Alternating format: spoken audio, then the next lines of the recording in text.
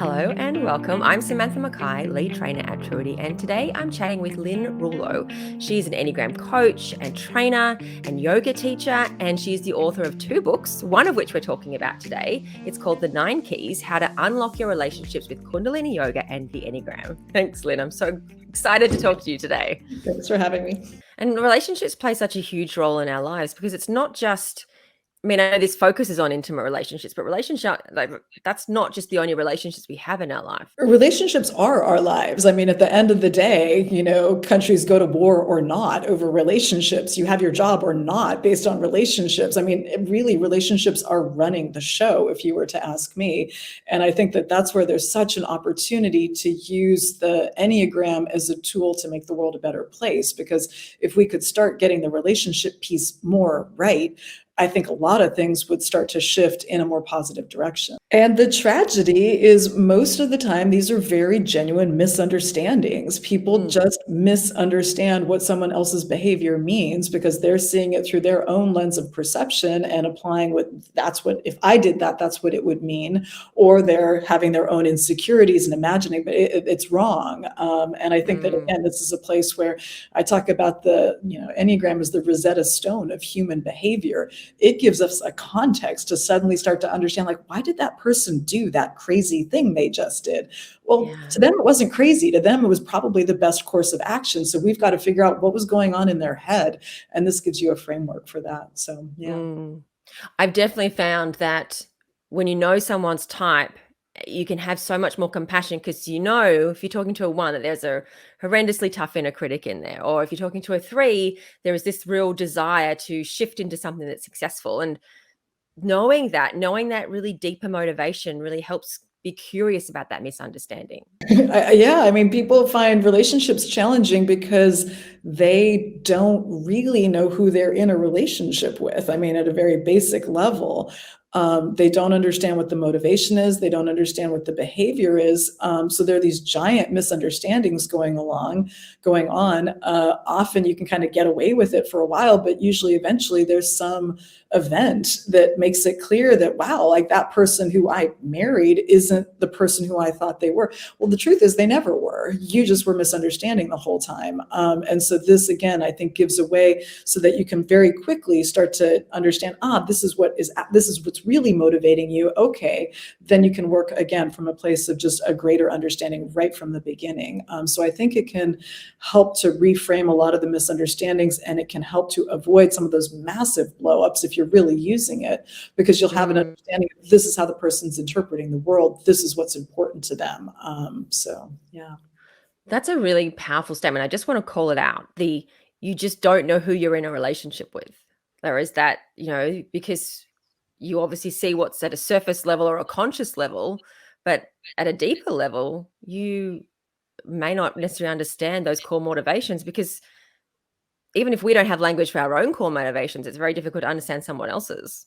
Yeah. And I think a lot of times if you'll talk to divorced people, like that's what they'll say. At some point, it just seemed like, wow, who am I in a relationship? This isn't the person I thought I was with. Well, what was going on there? A lot of times there was a misunderstanding right from the beginning, and nobody's fault. No one was trying to not understand the other person.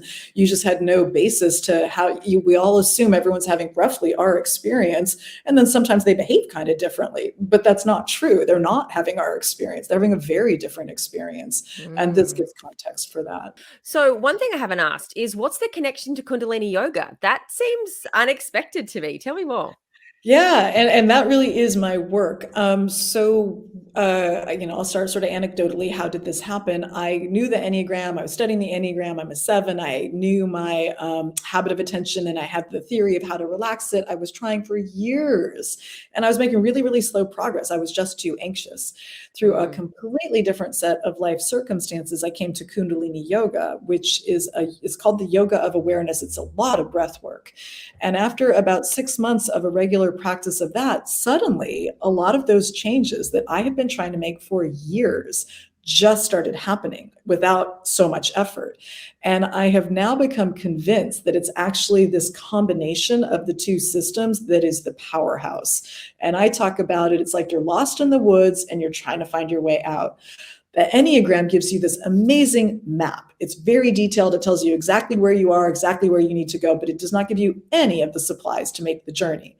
Kundalini yoga gives you all the supplies. You've got food, you've got water, you've got great clothes, you're ready to go, but it doesn't tell you where to go. When you've got these two systems together, suddenly you've got the supplies, you've got the map, you're ready to go. It accelerates everything. So this is my work. And what I've done is I've looked at the different types, and I've done this through a lot of trial and error working with people to figure out what are good meditations and yoga sets for each of the types. And the idea, in a successful relationship, it is not to point to your partner and say, you need to change. It is to look at yourself and think, how can I change? And these are tools to help you change so you can become the best version of yourself, and then you're going to be better in partnership. So that's what this does. Yeah. And that's what your first book focused on. I read it all the way through, but I have to say I haven't tried any of the meditations yet. Okay. And I have a whole YouTube channel, and actually for the month of October, we're doing a 3-minute challenge where every day I release a new 3-minute meditation, and most of them are breath work. So if you want to have 31 days of different meditations, that's a great way to start. Sign up for that. Yeah. So after you interviewed 100 people and captured all of that, how did you bring that all together in the form of the book? What did you conclude? It's such a great question, because I didn't know what the conclusion was going to be, because I didn't have, when I started, I didn't have the research yet. So I really sat with it and I tried to understand, what was the common theme? What was everybody saying? Was there some message here? And the message really was, particularly with the couples that either were together for a long time or who had split but were okay, had healed from it, they would say, I use these relationships, my intimate relationship, as a tool for personal growth. And when I look at it with that as the frame, all of the things that maybe drive me crazy about my partner become something I'm okay with, actually, because I see the growth in that. Or the divorce that I went through that was very painful, I'm okay with that because that really accelerated my growth. And so I'm very struck by how I think people who have a more heightened awareness of themselves look at their relationships and think, wow, this is a great tool for personal growth. And that's the frame that they're putting it on.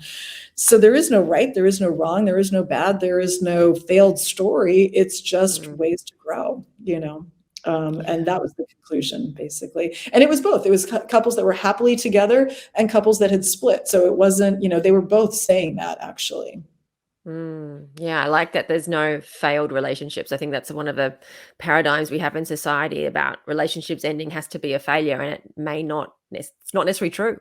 It definitely is not necessarily true. And I think, based on what I saw, it would be more like the living dead, the relationships that are maybe still together, but really the couples are barely, they're not really in a relationship at this point. That to me would be more, I won't call it failure, but it would be more like, is this really benefiting anybody at this point? So, yeah. Well, thank you so much for sharing all of your insight and research and wisdom with us today. How can people get in touch with you?